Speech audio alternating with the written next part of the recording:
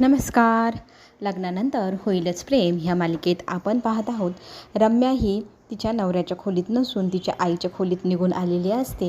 त्याचं कारण तिच्या आई तिला विचारू लागते, तर रम्या म्हणू लागते त्या काव्यामुळेच हे सगळं घडले. पण नक्की काय घडले म्हणून तिच्या आई तिला विचारू लागते, तर ती सांगू लागते काव्याने आमची दोघांची रूम इतकी छान सजवली आणि त्याच्यातच आम्हाला त्या रूममध्ये ठेवून ते सगळे निघून गेले. त्याच्यानंतर हा विजय माहिती आहे का मला काय म्हणतो, तू सुरुवात करतेस की मी करू. मला इतका राग आला. त्याने माझ्याजवळ येण्याचा प्रयत्न केला. त्याला हे लग्न खोटं खरं खरं वाटू लागलं आहे का. तो विसरला आहे का आपली काय डील झाली आहे. असं म्हणत ती चिडचिड करत असते आणि मी त्या काव्याला सोडणार नाही असं म्हणत ती आता ती काव्यावरती सूड उगवण्याचा प्रयत्न करणार. तिच्या आई तिला विचारू लागते, नक्की तू काव्याचं करणार तरी काय. कसला सूड उगवणार आहे, मी तिचा जीवच घेईल असंही ती रम्या बोलू लागते. तर इथे ना आत्या म्हणू लागते, काहीही काय बोलते तू, खरं सांग काय करशील तू काव्याला. तर ती म्हणते, मी काव्याला चांगला धडा शिकवेल, जन्माची अद्दल घडवेल, तिचा ना असा ओशीने जीव दाबून टाकेल आणि तिचा गळा दाबून तिला मारून टाकेल. अशी सगळी भयानक तिची स्वप्न. आणि हे सगळं ऐकल्यानंतर आत्याला फार भीती वाटत असते. काव्या मात्र सगळ्यांना बाहेर सगळ्या गोष्टी रंगून रंगून सांगत असते की ते दोघंजणं खोलीत गेल्यानंतर त्यांच्या खोलीच्या बाहेर मी कानोसा देऊन ऐकत होते. त्या दोघांमधलं बोलणं मी ऐकलं. तिने त्याच्या कानाखाली सटकन वाजवली. ती त्याच्या सोबत खोलीत राहायलाही तयार नाही. याचा अर्थ हे सगळे दोघंजणं मिळून आपल्याला उल्लू बनवत आहे. म्हणजे ह्या दोघांनी खोटं लग्न केलं आहे आणि आपल्या सगळ्यांना सांगतायत की आम्ही लग्न करून आले. आता हे सगळं सत्य तिच्याच तोंडून वधवून घ्यायला हवं. पण नक्की काय करायचं आता असाही प्रश्न आहे. तर तिथे काव्या आणि नंदिनी दोघीजणी मिळून प्लॅन करतात की आपण आता तिला आपल्या जाळ्यामध्ये तिला बरोबर अडकवायचं आणि विजयला आईंनी अडकवायचं बोलण्यामध्ये. मग ते दोघंजणं स्वतःच कबूल करतील की त्या दोघांनी लग्न केलेलं नाही, घरच्या सगळ्यांना फसवत आहे. कशी आहे आयडिया. तर इतक्यात काका म्हणू लागतात ना की ह्या दोघींचे बाळ जेव्हा जन्माला येतील ना तेव्हा ते एकदम डिटेक्टिव्हसारखे राहतील, एकदम चालाख, त्यांना सगळं शोधायचं असणार.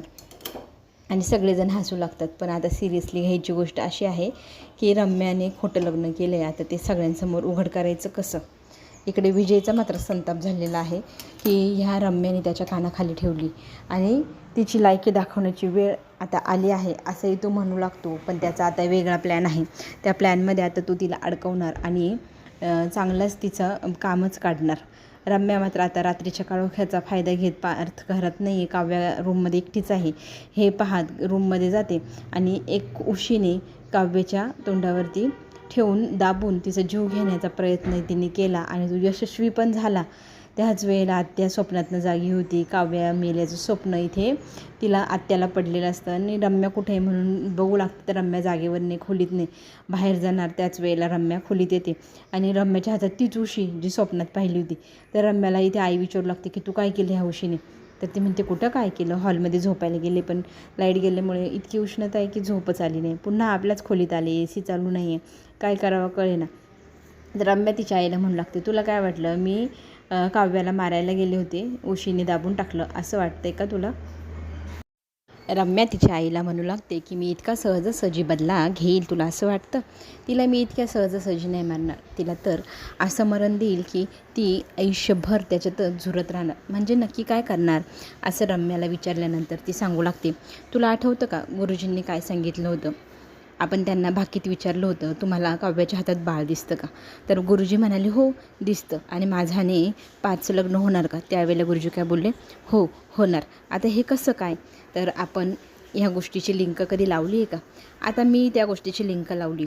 ती आता अशी लिंक राहणार आहे की मी काव्याच्या बाळाचा जीव घेणार आणि मी त्या बाळाचा जीव घेतल्यानंतर ती इतकी वेडीपिसी होणार, ती कशाच भानात राहणार नाही आणि मग ती गेलेली केस होणार. नंदिनी तिचं बाळ मग काव्याला देणार आणि वेड्या बायकोसोबत राहून पाच काय करणार, मग त्याला माझ्याशी लग्न करावंच लागेल. हे आहे गुरुजींचं भाकीत. आणि आईने हे भाकीतचं ज्यावेळेला लिंक लागते त्यावेळेला असं कसं होऊ शकतं. तर इथे असं म्हटल्यानंतर रम्या म्हणते, होईल, मी जेव्हा हे सगळं घडवून आणेल ना तेव्हा हे सगळं काही शक्य होईल असं म्हणत ती एकदम कन्फर्म सांगू लागते की गुरुजींनी केलेल्या भाकितामध्ये हेच आहे की काव्याचं बाळ ह्या जगात येणार नाही, नंदिनीचं येणार, तर ते नंदिनी काव्याला देणार. आता हे सगळं पुढे कसं होणार पुढे आपण पाहूयाच. आता झोपेतनं उठल्यानंतर का इथे जीवा नंदिनीकडे पाहतो. किती भोळी आणि साधी सिंपल दिसते, किती निरागस दिसते, पण उठल्यानंतर हा निरागसपणा कुठे जातो असं बोलत इथे जीवा असताना आपल्या नंदिनीला जाग येते आणि ती म्हणू लागते, कसं हो तुम्ही मला असं बोलता, तुम्हाला मी भोळी वाटत नाही म्हणजे काय असं करत ती तिथे वाद घालू लागते. आणि आता मी प्रेग्नेंट आहे, आता इथून पुढे मी एवढी सुंदर दिसणार नाही, मग काय बाबा, मग इतर पुरुषांसारखे तुम्हीही बाहेरच जाणार, बाहेरची हिरवळ तुम्हाला हवीशी वाटणार, घरातली जाडी बायको नको नकोशी वाटणार, वाढलेलं पोट, बिघडलेली शरीराची अवस्था पाहून तुम्हाला आवडणार नाही. त्यावेळेला तो तिला म्हणू लागतो की असं काहीही होणार नाही, तुला माहिती आहे तू जेव्हा प्रेग्नेंट पण असशील ना तेव्हाही तुम्हाला आवडणार आणि आत्ताही तुम्हाला आवडणार आणि हेच सत्य आहे. तर ती त्याला म्हणू लागते की खरंच? तर तो म्हणतो हो, बघ तुझ्यात आणि माझ्यात कधीच अंतर पडू देणार नाही मी, आणि तू जे म्हणते ना बाहेर वगैरे जाणार त्यातला पुरुष मी नाही हां, असं म्हणत इथे तो तिच्या जवळ जातो, तिला मिठी मारतो आणि तिला एक किस मागू लागतो. तर ती त्याला म्हणते नाही हो, निघा आता आवरा. तर तो म्हणतो कळलं का, बाहेर पुरुष का जातात, तुम्ही बायकांना फार नाटकं करतात, कधीही जवळ येऊ देत नाही, त्याच्यामुळे बाहेर पुरुषांना जावं लागतं. तर इथे त्या दोघांमध्ये गोडसं आपल्याला वाद पाहायला मिळणार. विजयची माफी मागण्यासाठी रम्या त्याच्या खोलीत जाते. तो तिला पाहतो आणि त्याला आठवतं की हिने माझ्या कानाखाली सनसनीत वाजवलेली. तो रुसलेला असतो, पण सॉरी कार्ड दिल्यानंतर इथे विजय तिच्याशी पॅचअप करतो. खरं तर विजयचा हा प्लॅन आहे, रम्या त्यात अडकत आहे. आता रम्याला असं वाटतंय की मी याला अडकवते गोड बोलून. तिला असं वाटतं मी त्याची माफी मागेल, त्याच्या पुन्हा जवळ जाईल आणि तिला हवं तसं करून घेईल. पण हे स्वप्न आता तिने स्वप्नातच ठेवा. आता इथे चालाख विजय तिच्याशी इतका गोड बोलतो जणू काही कधी झालंच नाही काही, आणि तिलाही तो सॉरी म्हणून माफ करून टाकतो. आता इथे पुढे आपल्याला पाहायला मिळेल की ती म्हणू लागते, तू ऑफिसला निघाला आहे, मीही तुझ्या ऑफिसमध्ये जॉईन करू का? आता विजय इथे इतका चालाक आहे, तो म्हणतो नाही, इथे ना तू माझ्या आयुष्याची राणी बॉस बनून राहावी, आणि आता तू माझं ऑफिस जॉईन केलं तर तुला माझ्या हाताखाली काम करावं लागणार, माझ्या होणाऱ्या बायकोने माझ्या हाताखाली काम करू नये अशी माझी इच्छा आहे. त्याच्यामुळे तू फक्त आणि फक्त आराम करायचा, आणि काम करायला मी तर आहेच. इथे ना रम्याला असं वाटत होतं की त्याच्या ऑफिसमध्ये जावं, त्याच्यासोबत काम करावं, पैसे कमवावं, आणि उलटच झाले. विजयने त्याला नकार दिला आहे. नवरा या अधिकाऱ्यांनी घरातच राहा असं सांगितलं आहे.